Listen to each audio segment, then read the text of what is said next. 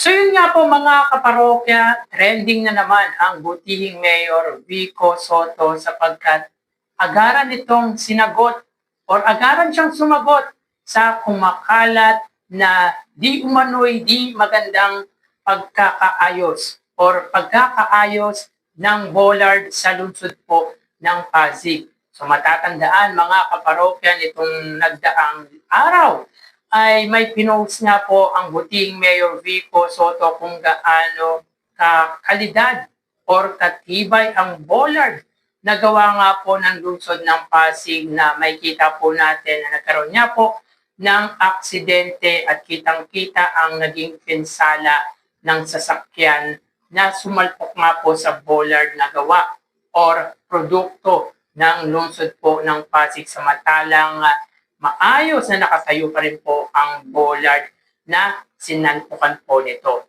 Pero kumalat or kumakalat ang isang litrato na gawa sa lungsod po ng Pasig na kung saan ay tila hindi po maayos ang pagkakagawa at makita din po na parang hindi po matibay ang bollard na gawa ng isang kontraktor na tila mga kaparokya ay naiuugnay nga po sa mga diskaya. Hindi po natin alam mga kaparokya kung ang kontraktor po nito ay mga diskaya. Siyempre mga kaparokya, when we say contractors at substandard or ghost projects, ay tila naiisip kaagad ng nakararami na gawa po ito ng mga diskaya. So yun nga po mga kaparokya, bago natin talakayin yan, ay magpapakilala po muna ako sa inyo kung nga po pala si Mervin, the man behind Kaparokya TV.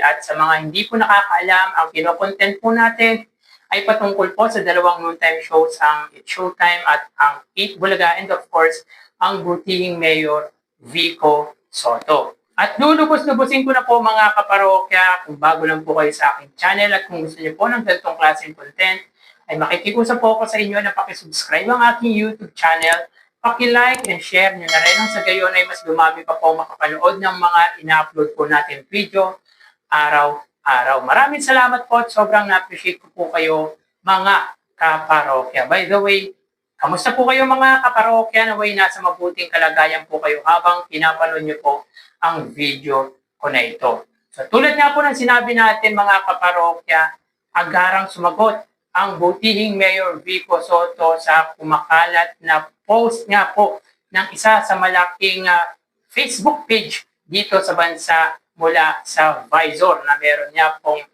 1.3 million followers. So malaking po ito mga kaparokya page sapagkat milyon po ang followers ng nasabing Facebook page na ito. So dito mga kaparokya, ayon sa Visor, from a reader, hindi lahat ng bollard sa Pasig ay matibay. I just want to raise this. Palamuti lang yata yung bollard dito sa may Elisco Road, Pasig City.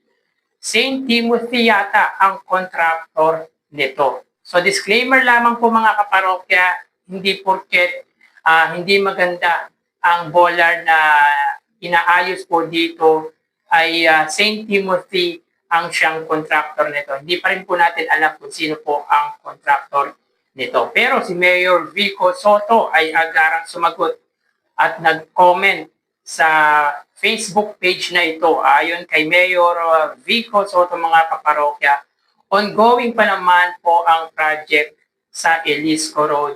Ongoing din ang checking sa gawa ng contractor.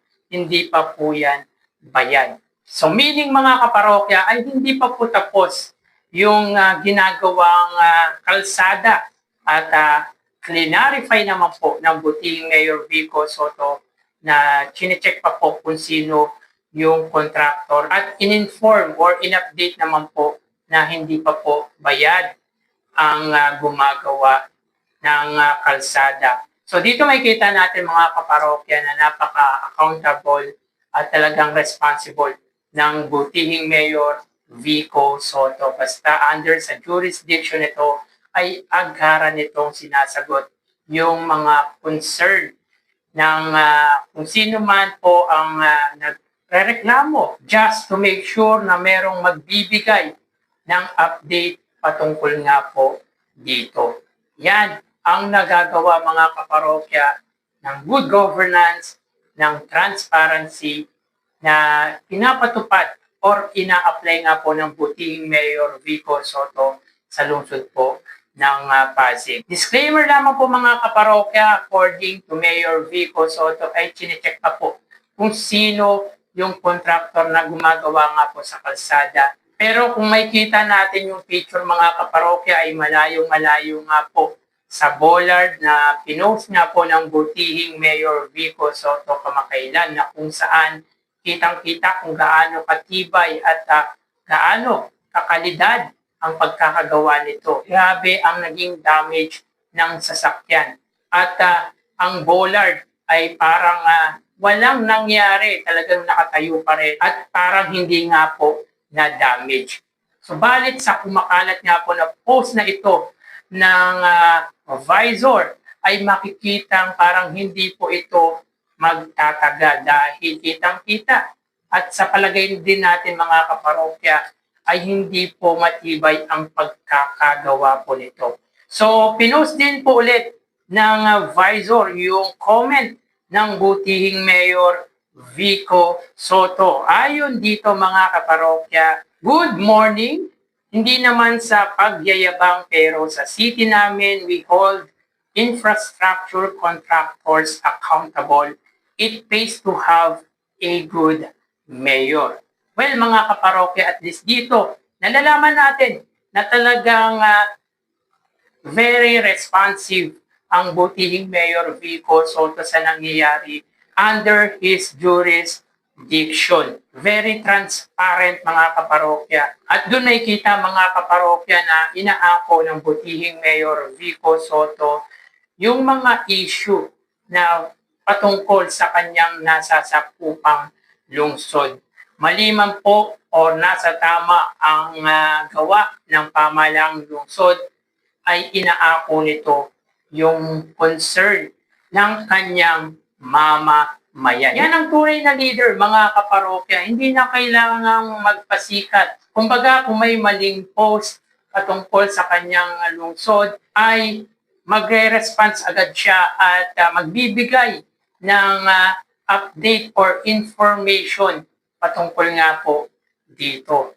So talagang kahanga-hangang tunay mga kaparokya ang pinapakita ng butihing Mayor Vico Soto. Alam niyo mga kaparokya, kapag sinasagot ni Mayor Vico Soto, yung mga vlogger, yung mga page ay nagte-trending. Hindi lamang po si Mayor Vico Soto, kundi pati po yung mga vlogger or yung mga page na meron nga pong issue or concern patungkol nga po kundi kay Mayor Vico Soto or sa lungsod po ng Pasig.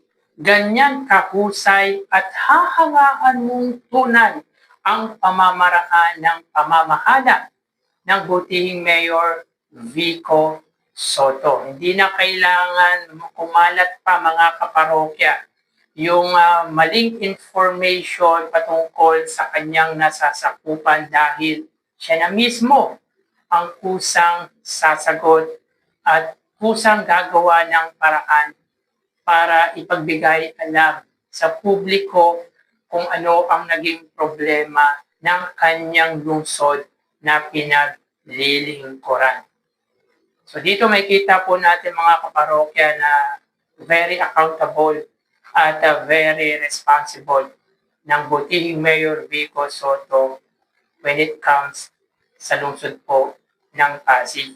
Talagang nag-trending po ito mga kaparokya sapagkat ibang-iba po kasi yung bollard na pinost ng butihing Mayor Vico Soto sa bollard na pinost nga po ng Facebook page na ito at kitang-kita kung gaano katibay ang gawang Pasig, yung talagang pinagkatiwala ang contractor ng lungsod Pasig sa gumagawa nga po ng kalsada with bollard sa El Sico Road, lungsod ng Pasig. So kayo mga parokya, anong masasabi nyo patungkol po dito? So hanggang dito na lang. Thank you and God bless.